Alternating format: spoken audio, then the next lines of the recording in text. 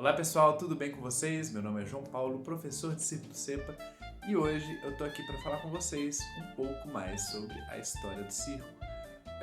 Esse conteúdo já foi feito, porém agora eu estou regravando ele de uma forma mais dinâmica e eu espero de coração que vocês gostem muito. Então, vamos pro vídeo!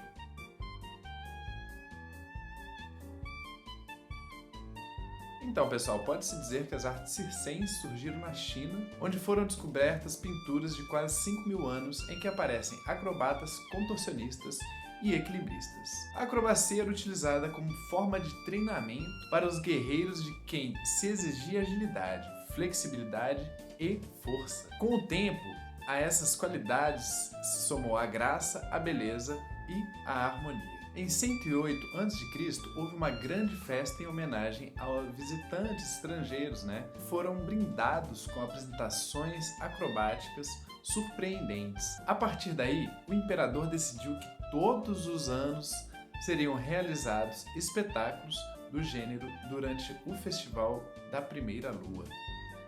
Até hoje, os aldeões praticam malabarismo com espigas de milho e brincam de saltar e equilibrar imensos vasos nos pés. Nas pirâmides do Egito, existem pinturas de malabaristas e equilibristas. Nos grandes desfiles militares dos faraós, se exibiam animais ferozes das terras conquistadas, caracterizando os primeiros domadores. Na Índia, os números de contorção e saltos fazem parte dos milenares espetáculos sagrados, junto com danças e músicas e canto. Na Grécia Antiga, as paradas de mão, o equilibrismo mão a mão, os números de força e o contorcionismo eram modalidades olímpicas. Os sátiros faziam o povo rir, precedendo os palhaços. No ano 70 a.C., na Pompeia, havia um anfiteatro destinado à exibição de habilidades incomuns.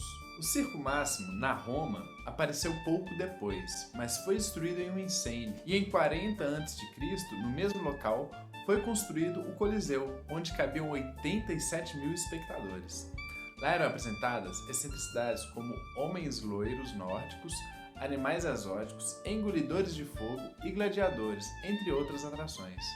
Porém, em 54 e 68 d.C., as arenas passaram a ser ocupadas por espetáculos sangrentos, com perseguição dos cristãos que eram atirados às feras, o que diminuiu o interesse pelas artes circenses. Os artistas passaram a improvisar suas apresentações em praças públicas, feiras e entradas de igreja. Durante séculos, em feiras populares, barracas exibiam fenômenos, habilidades incomuns, truques mágicos e malabarismo. No século XVIII, vários grupos de saltimbancos percorriam a Europa, especialmente na Inglaterra, França e Espanha. Eram frequentes as exibições de destreza a cavalo, combates simulados e provas de equitação. Isso perdurou durante muito tempo, até que um dia, o primeiro circo moderno europeu, o Astley's Amphitheatre, foi inaugurado em Londres por volta de 1770 por Philip Astley, um oficial inglês da cavalaria britânica. O circo de Astley tinha um picadeiro com uma espécie de arquibancada perto. Construiu um anfiteatro suntuoso e fixo, pois era permanente. Organizou um espetáculo equestre com rigor e estruturas militares, mas percebeu que para segurar o público teria que reunir outras atrações e juntou os saltimbancos, os equilibristas e os saltadores. O modo de operar dentro deste circo tinha características de um quartel, pois havia uniformes, rufar de tambores, vozes de comando, para a execução dos números de risco. O próprio Astley dirigia a apresentação do espetáculo, criando assim a figura do primeiro mestre de cerimônia. Seu espetáculo foi visto por gente de todo o mundo, pois Londres era muito visitada, e em 50 anos houve um rápido desenvolvimento do circo no mundo. O termo circus foi utilizado pela primeira vez em 1782, quando o rival de Astley, Charles Hughes, abriu as portas para o Royal Circus. Em princípios do século XIX, haviam circos permanentes em algumas das grandes cidades europeias. Existia, além disso, circos ambulantes que se deslocavam de cidade em cidade em carroças cobertas. John Bill Ricketts, inglês e aluno de Hughes, levou o circo aos Estados Unidos em 1792, tendo excursionado pelo Nordeste americano.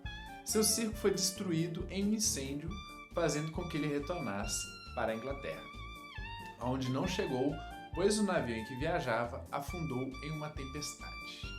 Só tragédia nesse circo, hein, menino? Só tragédia, menino. William Cameron Cupp foi quem fez o primeiro espetáculo circense de grandes dimensões para uma plateia de mais de 1000 pessoas.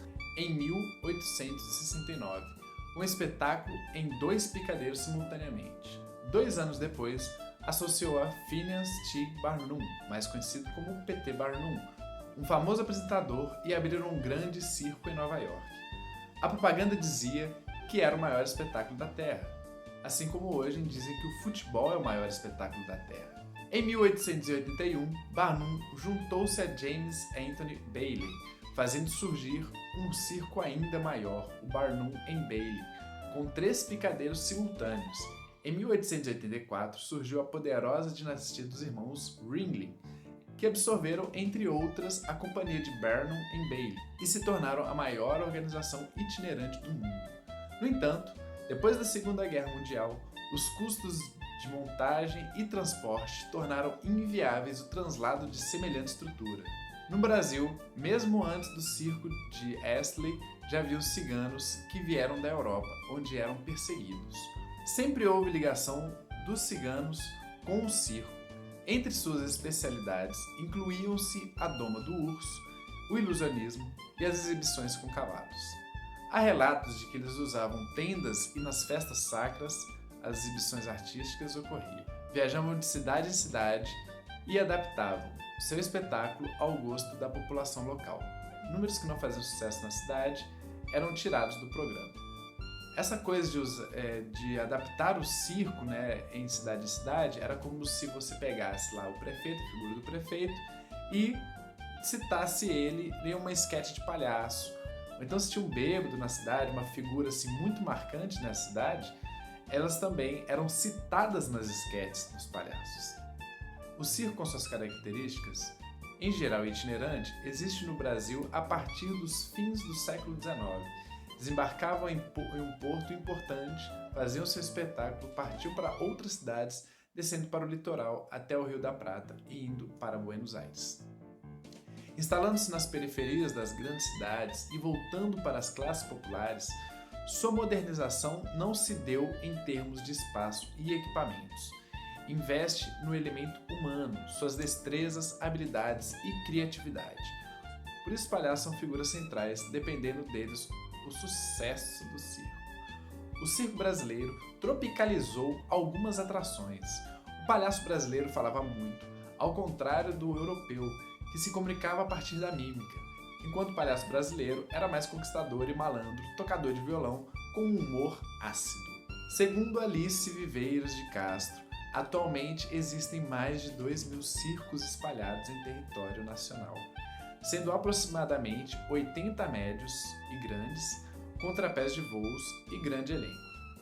Estima-se um público anual de 25 milhões de espectadores. Entre os problemas enfrentados nos dias de hoje estão os terrenos caros, cidades que não aceitam circos, público insuficiente e desvalorização do circo, entre outros que eu posso abordar em outro vídeo.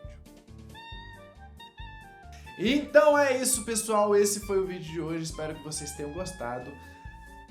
Gostaria que vocês curtissem, compartilhassem e ficassem atentos na descrição do vídeo, porque vai que tem alguma coisa aí, né, meus queridos? É isso, pessoal, um beijo e até a próxima. Tchau!